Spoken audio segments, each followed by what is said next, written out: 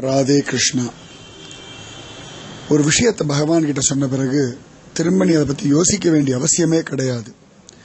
ஏன்னா பகவானுக்கு ஒண்ணு ரொம்ப நல்லா தெரியும். இந்த வரிகுதிரை எல்லாம் பார்த்தோம்னா நம்ம நினைச்சுட்டு இருக்கோம் எல்லா வரிகுதிரையோட கோடும் ஒரே மாதிரி இருக்கு. நிச்சயமா இல்லை.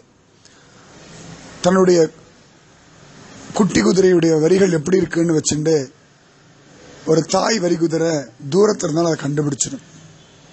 அதுபோல உன்னுடைய மனசு, உன்னுடைய உடம்பு, உன்னுடைய பலம், உன்னுடைய பலகீனம், உன்னுடைய தேவை எல்லாமே கிருஷ்ணனுக்கு நல்லா தெரியும். நீ தைரியமா உன் வாழ்க்கைய கிருஷ்ணன் கிட்ட ஒப்படைச்சிடு.